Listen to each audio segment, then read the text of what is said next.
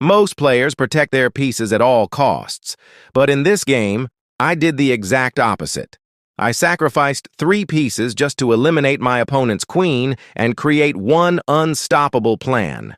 At first it looks completely insane, like I'm just throwing the game away. But every sacrifice had a purpose. And by the end, my pawn marches all the way down the board and finishes the game with a brutal promotion checkmate.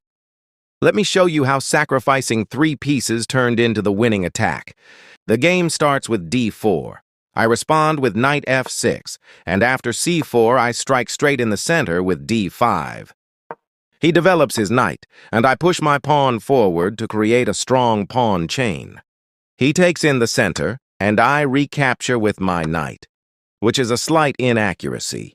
He then develops his other knight, and I capture the knight that was already developed to create some weaknesses in his position.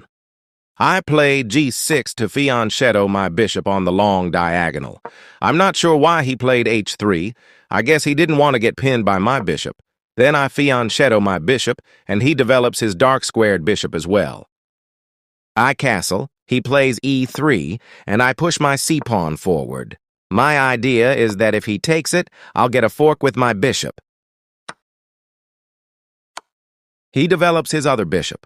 I bring my knight into the game, but he creates a battery with his queen and bishop while also protecting the c3 pawn. So I have to take in the center. He takes back, and I jump in with my knight, forking his queen and bishop. He moves his queen, so I simply remove his good piece. He recaptures, and I give a check with my queen. He blocks with his knight, which is a mistake. He should have blocked with the queen. The game would have been equal. I bring my rook into the center, lining it up with my queen and preparing some nasty ideas in the position. One of my main plans here is to push e5 and start opening the position. Then he castles. I push e5 because he can't capture it with the bishop. Otherwise, I'd win a free piece or even his queen. So he has to move his bishop back. I take in the center. He can't recapture because he would end up losing a knight. So instead, he pushes his pawn forward to avoid the problem. I push b6. My idea was to place my bishop on a6 and skewer his queen and rook, but he sees the idea coming and moves his rook out of the line. But I still develop with tempo on his queen. Then he blunders. Instead of playing rook c8, I push d3, attacking his queen with my pawn while also launching an attack on his rook stuck in the corner. He defends his queen, and I grab the rook in the corner with my bishop. He takes back, and I use that moment to develop my least active piece and bring it into the game. He attacks my queen, so I calmly place it on c3, keeping it active while also maintaining pressure in the position. I also had a feeling he was planning to play rook c1, so this square felt like a solid and safe choice for my queen. As expected, he plays rook c1. That's when I go for something crazy. I sacrifice my queen. He takes it with his knight, but I'm not done yet. I sacrifice my rook as well. Now he has no choice but to take back with his queen. Then I push my passed pawn, attacking his queen and gaining more space. He doesn't really have a choice here.